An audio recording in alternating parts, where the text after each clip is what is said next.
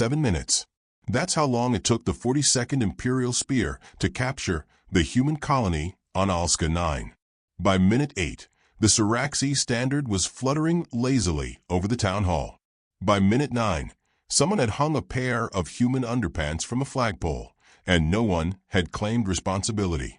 Commander Pander of the Syraxi Dominion made a note of it as he stalked through the cracked cobblestone of the settlement's main square, which, to his disgust, was named Barbecue Circle. He could smell soot, old metal, and the sharp tang of passive-aggressive welcome signs. "Y'all come back now, what in the warp does that even mean?" hissed his aide, clicking his mandibles nervously. Pander didn't answer. He was already squinting at the buildings. They weren't much to look at, low stone and steel rectangles with faded paint and tin roofs that clanged every time the wind passed. He saw no anti-air emplacements, no mech hangars, no orbital defense relays. Just fields of something vaguely green and brittle swaying in the distance. This was supposed to be a prize? This was the weakest of Earth's outer holdings. A moon barely worth cataloging. No wonder they'd taken it in less time than it took to heat up a ration pack. A soldier approached and saluted, tail straight and voice tight. "Perimeter secured, Commander." Locals were unusually compliant. "How compliant?" Pander said slowly, turning his narrow eyes to the trooper. "They invited us to lunch." Pander's mandibles clicked. "They what?" The trooper nodded, eyes wide. "The colony mayor insists. Said it'd be just plain rude not to extend hospitality." Hospitality. From a race that started every first contact with coffee and ended half of them with war crimes. Pander gestured sharply. "Fine. We'll honor their custom. Let's see what kind of civility they cook up on a rock like this." The mayor's house turned out to be a long single-story structure with creaking wooden steps and a screen door that squealed like a dying animal when opened. Inside, it smelled of spice, smoke, and something sweet that Pander's translator couldn't identify. A woman stood behind the counter, hands clasped politely. Human, brown hair pinned back, face open and almost cheerful. That, more than anything, unnerved him. "Lieutenant Avery Shaw," she said, voice warm, southern-touched. "Technically, I'm the town's logistics officer, but with Mayor Tiller out in the fields, I reckon I'm the one you want." Pander narrowed his eyes. She looked unarmed. No armor, no visible weapon, not even a data slate. Just a homespun shirt and worn boots, and the casual confidence of someone who knew how to kill a man with a broom handle and a smile. "You are military?" She tilted her head. "Me? Gracious no. I do paperwork. Inventory. Visitor coordination. That sort of thing." Pander gestured around with a sweep of his clawed hand. "Your colony has been captured. You offer tea." "Oh, honey, it's sweet tea," she said, pouring from a pitcher with a flourish. "There's a difference." He watched as the pale liquid poured into glass cups, condensation forming immediately. No poison. No residue. She handed him a cup, smiling like he was a guest on her porch and not an occupying commander. "You must be parched after your little scuffle. Don't worry. 7 minutes ain't bad. We've had worse drills." Pander stiffened. That was not a drill. That was a military invasion. She laughed, and the sound was musical, effortless. "Sure it was. Y'all really swept in dramatic-like. All thunder and guns. Very impressive. Scared the chickens, though. One of them laid an egg in orbit." He didn't respond. Humor was often a deflection among humans. A delay tactic. He had studied their behavioral patterns. They laughed when lying, smiled when threatening, hugged before betrayal. "How many civilians reside in this colony?" he asked. "Oh, couple hundred or so, depending on who's out fishing. Fishing? You maintain agricultural and marine activities during wartime." Shaw sipped her tea, eyes twinkling. "Oh, sugar, we're always at war. With weeds, with weather, with possums in the generator coils. You don't stop living just 'cause someone flies a different flag."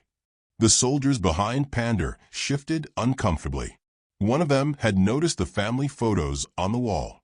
Every face in those pictures wore a smile, yet every pair of eyes was focused. Alert. Predatory almost. Shaw followed their gaze. "That's my sister Marla in that one." She trains wild horses. Ever seen a Siraxi try to ride a Mustang? Pandar's tail twitched. This colony submitted without resistance. That is unusual. Maybe we're just polite, Shaw said, placing a tray of cornbread down. Besides, y'all seemed like you were in a hurry. Figured we'd stay out of your way. He was about to speak when a loud pop echoed from outside. Not an explosion, more like something being forcibly opened. Pandar's comms clicked to life. Sir, crackled a panicked voice. Sector 7 reports a malfunction. All surveillance drones disabled. They're just gone. Pandar held up a hand. Explain. They were moving. Then they weren't. No wreckage. Just vanished. Shaw picked up a biscuit and began buttering it. Don't worry, she said cheerfully. Happens all the time. Winds get weird around Sector 7. Could eat a whole shuttle if you ain't careful. He stared at her. She took a bite. You folks got good butter where you're from. Pandar's aide whispered beside him. Commander, something is wrong. Pandar agreed. But retreat was premature. This was a propaganda mission. They had to hold the colony. For morale. For the message. That the Dominion could strike Earth anywhere. And yet something was off. You have no planetary defense? He asked. Nope, she said. We do have a fence, but it's mostly for the goats. Pandar tapped his claw against the table. Your emergency beacon was disabled before we landed. Well, Shaw said, sipping her tea again, ain't no emergency. Just new neighbors. Why was your civilian signal dampened? She smiled wider. Guess we're just shy. A long silence fell. Then Pandar asked quietly, Where are your weapons? Oh, bless your heart, she said, leaning forward. Do we look like we own weapons? Her eyes were calm. So calm. No fear. No anger. Just waiting. Measuring. That was the moment Pandar realized he was being studied. He stood, motioned for his guards to follow. This conversation is concluded. Shaw stood as well, wiping her hands on a towel. Well now, don't be a stranger. If you need more tea, just holler. Outside, the wind picked up. The air tasted strange. As they walked back to the central post, Pandar pulled up a holomap. It showed terrain, buildings, troop locations. All was quiet. Too quiet. Sir, said the aide, should we increase patrols? Yes. Triple the recon sweeps. Something isn't right. They're hiding something. Humans are unpredictable, the aide muttered. They never follow protocol. No order. No discipline. Just chaos. Pandar didn't answer. He was watching a group of colonists across the square. They weren't talking. Just standing. Still. As if waiting for a signal. Then one of them winked. Pandar blinked. The man turned and walked away, whistling a tune Pandar's translator refused to interpret. Back at the command post, they reviewed surveillance logs. The footage looped. That was impossible. The system was hardened. Air-gapped. And yet, another pop. Another report of missing equipment. Pandar turned to his second-in-command. They're not resisting, he said slowly. They're preparing. For what? Pandar watched the video again. This time, he noticed the children. They weren't crying. They weren't clinging to parents or hiding. They were playing hopscotch. But the numbers drawn in chalk didn't form a normal grid. They formed coordinates. Pandar suddenly felt cold. He rose, paced, then stopped. Tell me again. How long did it take to take this colony? 7 minutes, said the aide. Pandar closed his eyes. Then, we're already 5 minutes behind. Just then, a soft knock came at the door. A human courier stood there, nervously holding a box. This just arrived for Commander Pandar, he said, handing it over before backing away at double speed. Pandar opened the box. Inside was a single card. Y'all enjoy the honeymoon phase. First invasions, always the easiest. At the bottom, drawn in ink, was the rough image of a smiling face. Pandar sat down slowly. For the first time in a decade, he did not feel victorious. He felt watched. And for the first time, hunted. The first alien soldier disappeared before breakfast. Private Joran, a lean-eyed Ralcari fresh from Academy honors, was last seen entering the barn marked with a rusted human sign reading, Beware of Goat. His squad waited outside for 12 minutes before calling it in. When backup arrived, they found no trace, no blood, no footprints, no armor. Just a pair of boots standing upright in the straw, steaming faintly. Commander Pander dismissed it at first. One soldier in a barn. Accidents happened. He filed it under localized mishap, ordered a scan, and made a note to investigate agricultural hazards. The second disappearance was harder to ignore. 2 scouts patrolling the northern irrigation trenches sent a garbled distress call. Only one word made it through. Teeth. Pander summoned Lieutenant Shaw. She arrived precisely 4 minutes later, holding a pie. It was blueberry. "I thought y'all might be getting a little stressed," she said cheerfully, setting the dish on his desk. "Pie helps." Pander didn't look at it. "We are missing personnel." Shaw nodded. "I heard." "You heard?" "Well, this ain't a big town, Commander." Echoes carry. Not much gets past the chickens either. Pander stared at her. "Your avians are sources of intelligence." "Oh, sure," she said, taking a seat without invitation. "They know everyone's business. Nosier than a tax audit." He ignored the metaphor. "We found nothing. No remains. No signs of struggle." She offered a sympathetic smile. "Maybe they just got lost. Fields get mighty disorienting if you ain't used to 'em." "We mapped the fields." Shaw chuckled. And the fields thank you for it, I'm sure." Pander narrowed his eyes. "You're mocking me." "Wouldn't dream of it. I'm just saying, funny thing about old Earth farms. Some of 'em don't like to be mapped. Soil's stubborn. Ground shifts. Things don't stay where you left 'em." "Are you implying the terrain is alive?" "I wouldn't imply. That'd be impolite." She leaned in, lowering her voice. "I'd just say, this place remembers." He stiffened. "Remembers what?" Shaw didn't answer right away. Instead, she stood, brushing imaginary crumbs off her shirt. "You've been here, what, a day? Maybe 2? We've been here 40 years. Our grandparents broke this land. Our parents rebuilt it. We live here not because it's easy, but because hard places teach you things. Like when to keep your head down, and when to start digging graves." Pander stood abruptly. "You speak in riddles." She tilted her head. "No, Commander. I speak in warnings. You just ain't used to folks usin' manners when they give 'em." Then she was gone, boots clicking softly on the old floorboards, leaving nothing behind but the smell of blueberry and the ticking silence of a war that hadn't started yet. The following morning, a third team vanished. This one had been surveying a cluster of silos east of the central orchard. When drone footage finally came through, it showed 6 soldiers entering Silo 3A. Then static. Then the silo door closing on its own. When engineers arrived, they found it locked from the inside, and the override code had been replaced with a 6-letter human word. Howdy. Panda was no longer amused. "Shut the entire zone down," he ordered. "No one moves without authorization. Patrols stay within visual range. Begin sweep with heavy armor." They sent a quad mech to breach the silo. It entered clean. Systems held. Sensors pinged normal for 30 seconds. Then its onboard audio came through, a low voice humming what seemed to be an Earth folk song. The same tune played on loop for 5 minutes. Then screaming. Then silence. When they pulled the mech out, it was empty. No pilot. Just mud. And feathers. Pander stared at the footage, unblinking. His aide coughed. "Commander, we may be dealing with a localized anomaly." "No," Pander said softly. "We are dealing with humans." They had underestimated them. Again. Always. He paced the length of the command tent, mandibles twitching.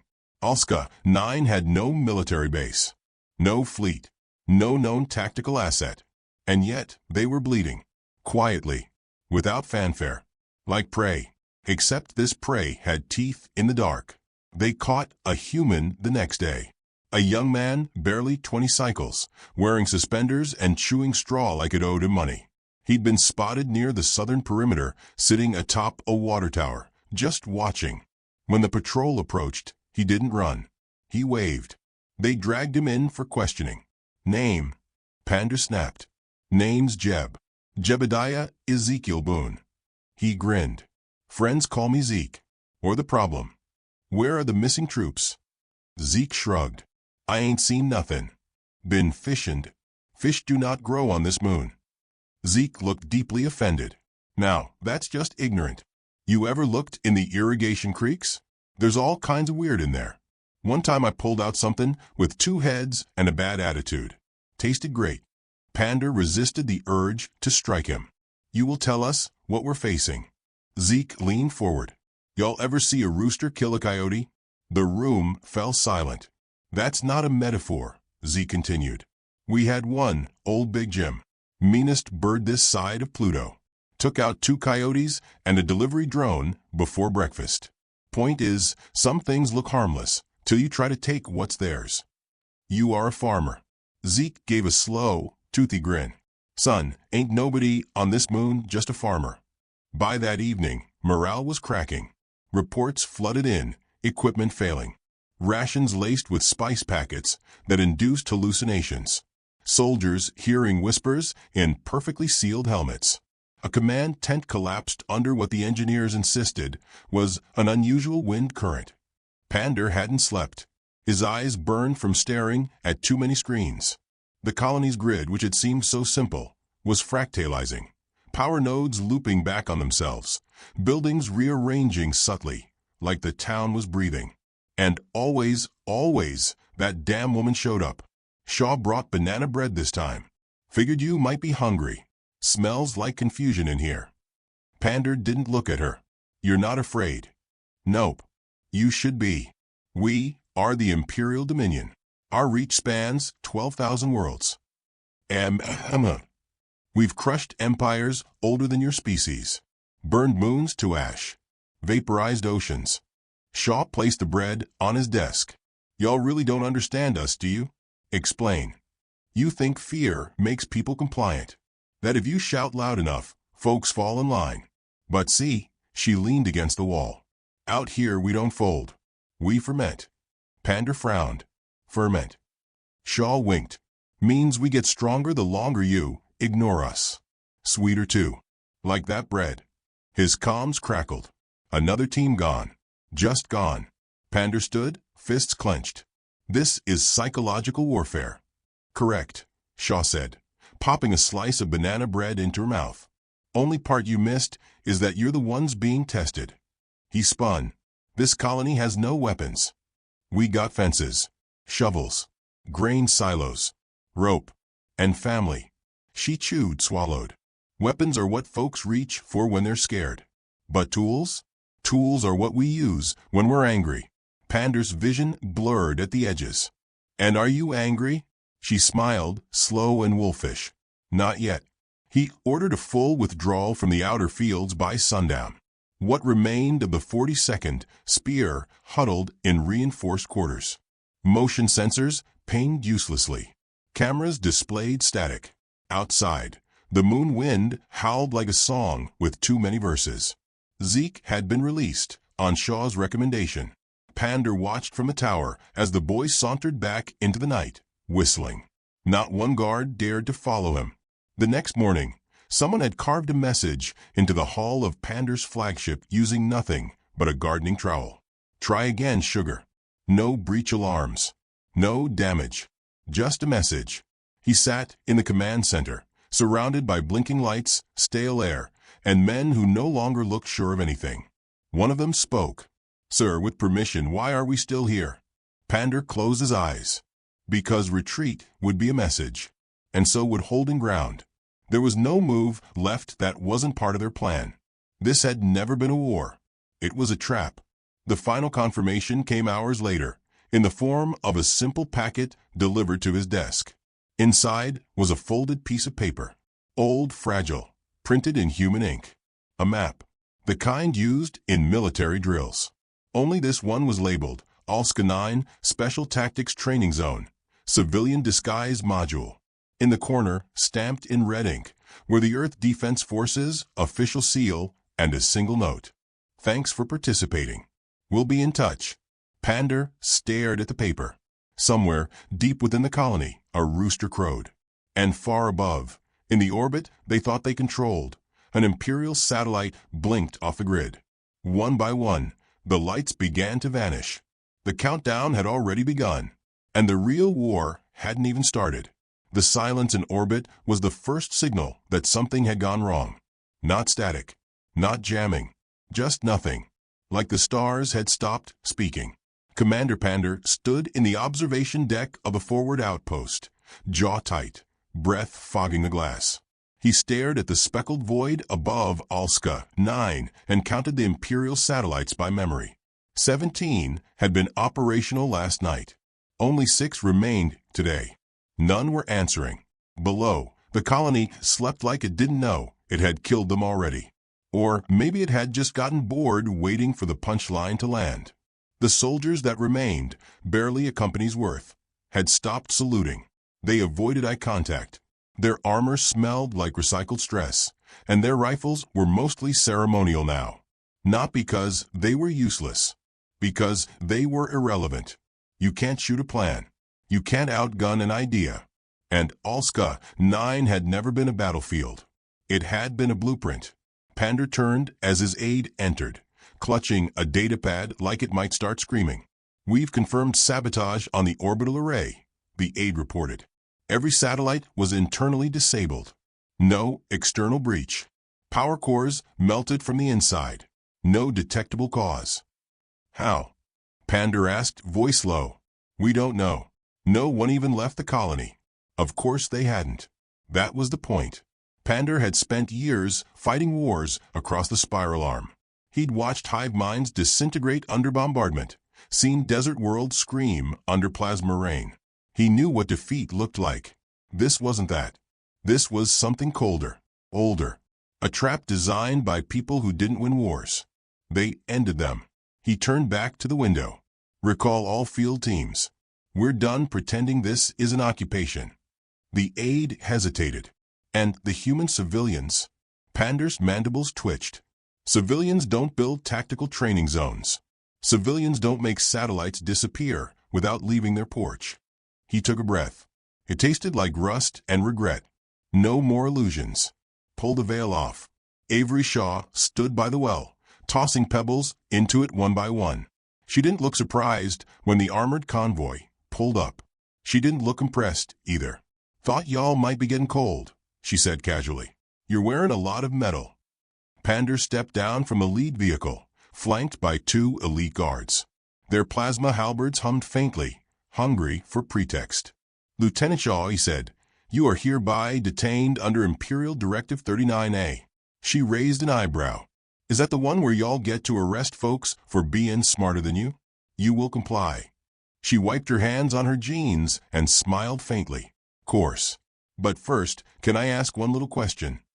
Pander motioned for her to proceed. "If we're prisoners," she said slowly, "why are y'all the ones shaken?" Pander said nothing. She stepped forward. "Y'all brought soldiers to a chess match. And you didn't even notice the board was already set." He gestured. The guards moved in. Shaw didn't resist. She just looked up at the sky and whispered, "Showtime." The first explosion didn't make a sound. No light. No heat. Just a blink. Above them, the last orbital ship disappeared in a puff of unexistence. No debris. No trace. Just absence, like it had been erased by someone with editing privileges. Pander spun to his comms. "Confirm status on the Voron battlecruiser." No response. Then, faintly, from every open channel, a voice crackled in. It was unmistakably human. "Hi there. You've reached the Alska 9 automated hospitality system. We're currently experiencing a high volume of planetary liberation. Please enjoy the complimentary hold music, bluegrass, banjo." Pander's eyes twitched. Shaw grinned as the guards froze, their halberds glitching. Tiny sparks flickered up their spines. Their suits stiffened, systems hijacked from an unknown uplink. One dropped to the ground like a sack of bricks. The other tried to scream. Couldn't. Shaw glanced down. "You should really read the warning signs before walking into someone's pantry." She took a step forward. The grass beneath her boot folded inward like it knew her weight, her rhythm. The whole planet seemed to know her. "This is not possible," Pander said quietly. No, she agreed. It's not. Not unless you planned for it 20 years ago. Not unless you buried machines in the bedrock, coded the trees to hum when scanners passed, rewired silence into a weapon. Not unless your enemy let you in. Pander backed away. She stepped toward him, slow as dusk. Thing is, she said, we didn't have to fight y'all. We just had to invite you to dinner. He raised his claw. You mean to declare war? She stopped 2 paces away, smiled. Oh, honey, she said. You already did. We just waited for the ink to dry. Behind her, the silos opened. Not with noise. With grace. Metal folded like petals, revealing sleek black cylinders that hummed with a sound that shouldn't exist in breathable air. Pander stared at them. Those weren't weapons. Those were statements. One by one, the cylinders lifted into the sky and vanished. No propulsion. No burn. Just gone. Moments later, the air turned thick, like it was listening. Shaw exhaled. You know why we picked Alska 9? Pander shook his head. Because it's boring, she said. You see a weak colony. We see a place where no one looks twice. You'd be amazed what you can hide in boredom. Why tell me all this now? She shrugged. Because sometimes the villain deserves to see the last page before the book shuts. She turned away. He raised a sidearm. She didn't flinch. I could kill you. You could try. His fingers trembled. Then his calm lit up. Commander, a voice screamed. They've hijacked the fleet beacon. They're broadcasting coordinates. Pander froze. What coordinates? The capital. The capital, sir. Earth's declaring wartime legitimacy under Treaty 45C. They tricked us into triggering it. They can retaliate across the entire galactic axis. His stomach dropped. He turned to Shaw. She was already walking away. Y'all have a nice day now. The capital systems blinked red. Across half the quadrant, Earth vessels rose from previously peaceful holdings. Diplomatic stations unfolded into war platforms. Trade routes rerouted in real time. Human ambassadors in tailored suits calmly handed formal declarations of sanctioned retaliation to stunned imperial councils. One of them smiled, leaned forward, and said, Next time you conquer a planet, maybe ask yourself why it was left unprotected. Back on Alska 9, Pander staggered through the empty command post. Monitors flickered. Reports poured in, all useless now. His troops were either missing or reassigned. The support ships had vanished. His name was no longer listed on official channels. Erased. He opened the final log transmission. It was a video. Shaw, sitting in a rocking chair, a mug in her hand. Hi there, sugar, she said. If you're watching this, you probably realized by now this wasn't about you. You just happened to be the one who walked into the mousetrap. She took a sip, smiled. See, the real war? It ain't waged with bombs or lasers. It's fought in whispers, patience, invitations. We didn't outgun y'all. She leaned in. We outlasted you. Static. End of transmission. Pander sat in silence. There was no more empire. No more command. Just a moon that smiled as it swallowed armies. He stood, walked outside. The town looked the same. Quiet. Sleepy. The kind of place you'd forget about until it decided to remind you. He saw the kids playing hopscotch again. But this time, he noticed. The sequence of numbers in the grid was binary code. He read it. It translated to, Nice try. He turned slowly. Shaw stood at the edge of the square, arms folded. You didn't kill us, he said. Nope. Why? Because this ain't about revenge. It's about reminders. He frowned. She gestured around. You wanted to see what a weak colony looks like. So we showed you. He stepped closer. You used us. No, she said gently. We used you. The wind blew. Pander closed his eyes. He was still breathing. But everything else he'd been had already been written into the ground. You win, he whispered. Shaw shook her head. No, sugar. You conceded. He nodded once. Then walked away. No chains. No cell. Just defeat.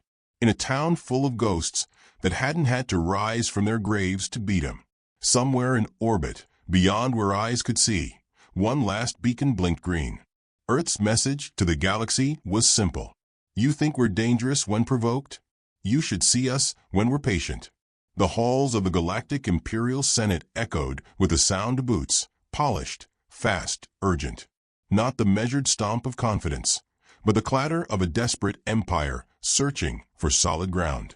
Inside the Grand Chamber, 13 species sat behind curved stone desks, carved with symbols older than Earth's continents. Murmurs passed like insects from one delegate to another. They had all seen the broadcasts. The colony that disappeared from the registry. The silent ships. The human ambassador's smile. No one smiled in this room now. The doors opened with a boom. A human walked in. Not military. Not in armor. Just a navy blue blazer, pressed slacks, and calm footsteps. He carried a manila folder. That, more than anything, unnerved them. Ambassador Elijah Ward, the chairperson, croaked, a long-necked Galari with filigree skin. What is the meaning of this? What has your species done? Elijah walked to the center platform, smiling with the warmth of a man about to sell you your own shoes. Good morning, he said gently. Before we begin, I'd like to enter this document into the record. He placed the folder on the marble pedestal. Inside was a printed copy of Treaty 45C, signed after the Fourth Interstellar Conflict, a clause so obscure most had forgotten it existed. It stated that any invasion of an unarmed Earth civilian colony would be considered a de facto declaration of war, retroactive and absolute. Clause 72 had been handwritten in red ink on the last page. By the Empire's own laws, Earth was now legally entitled to retaliate. Without limitation. Elijah looked up. You fired the first shot. We've simply responded. This is absurd, the Galari protested. Alska 9 was unprotected. Elijah nodded. Was it? Or did you just fail to understand what protection looks like when it doesn't wear a uniform? The chamber fell quiet. A low, bass hum buzzed through the chamber walls. One of the delegates whispered, "What is that sound?" Your deadline, Elijah said. He didn't need to say more. Across the galaxy, Earth's non-military colonies lit up like a spiderweb dipped in flame. Trade outposts became stealth carriers. Science stations unfolded into orbital weapons. Courier shuttles detonated into gravity wells that collapsed hyperspace lanes. None of it was fast. It was slow, methodical, like a surgical unraveling. Pander saw it all from the wreck of his downed lander. He had not been killed. That would have been merciful. He had been left to watch and understand. The Dominion, for all its pride, had never considered Earth's silence might be a language, one they had failed to translate. Now, in the distant light of failing stars, they read it fluently. He looked up as Shaw approached. Dust swirled behind her, kicked by lazy wind. The colony was still quiet, still intact. It hadn't changed. But he had. She crouched beside him, arms over her knees. You came to break us, she said. But you didn't understand the math. He blinked slowly. What math? She tilted her head. 7 minutes. That's how long it took you to conquer Alska 9. He nodded faintly. That's how long it took us, she continued, to justify everything that came next. Pander winced as static buzzed in his earpiece. Automated distress calls echoed across the channel. He no longer knew which voice belonged to which ship. They were all fading. Shaw glanced at the small campfire beside him, flames licking an iron pot. You know, she said, you could have asked us for trade. Or cooperation. We would have taught you how to survive this place. But y'all came in like it owed you a story. He looked at her, eyes dry, voice hoarse. And now the story ends? She stirred the fire. No.